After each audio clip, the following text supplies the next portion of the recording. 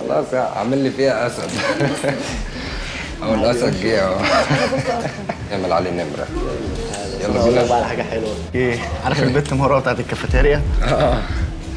بنت مروه ده بقول لك انه نزلها في حته ضلمه بعد ما فضحته. دي شردت لاهلك. شردت لاهل مين يا جعير؟ انت هتهزر معايا؟ اهلك يا بعض يا عم بتاعنا.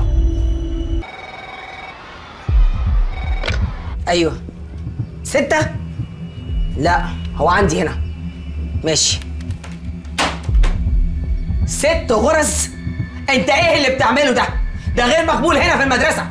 انت مش بس تستحق عليه الرفض، انت ممكن ترفع عليك قضيه كمان. يا مس ده هو اللي شتمني. شتمك وتفتح له دماغه؟ هو انت مش فاضي غير المشاكل وبس؟ انا غلطانه اني قابلتك هنا في المدرسه مع انك جاي لي بمشاكل مدارس ثانيه. كلمت والدك؟ لا. يعني ايه لا؟ يعني كلمت حد وهيجي لي دلوقتي. ايوه خليه يتفضل. صباح الخير يا فندم. صباح النور، اتفضل. أنا جاي بخصوص موضوع عاصم. مين حضرتك؟ أنا يا فندم حسين، مدير مكتب سليم بيه. أنا عايزة والده أو والدته يجوني حالا. ما أنا يا فندم أعتبر يعني زي والده من فضل سيادتك.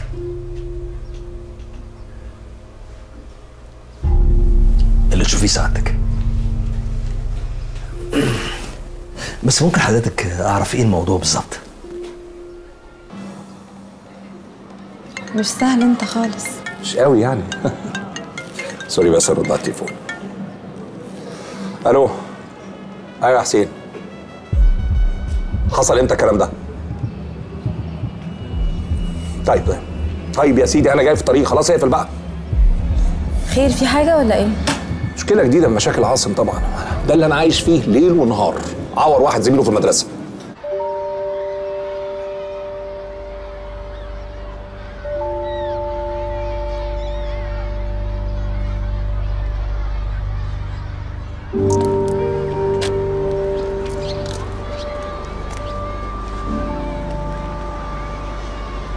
ابنك عور واحد زميلي يا استاذ سليم.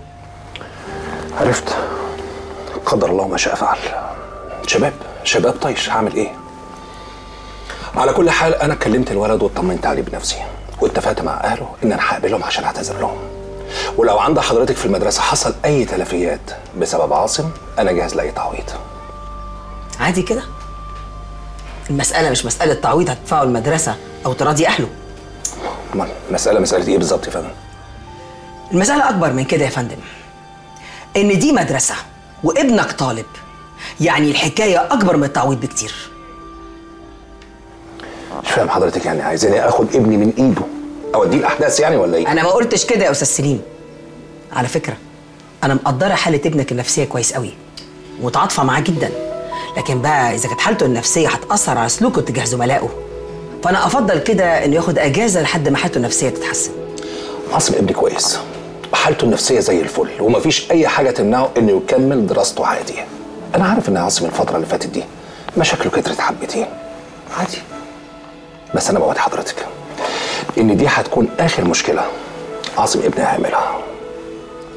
فرصة سعيدة مدام.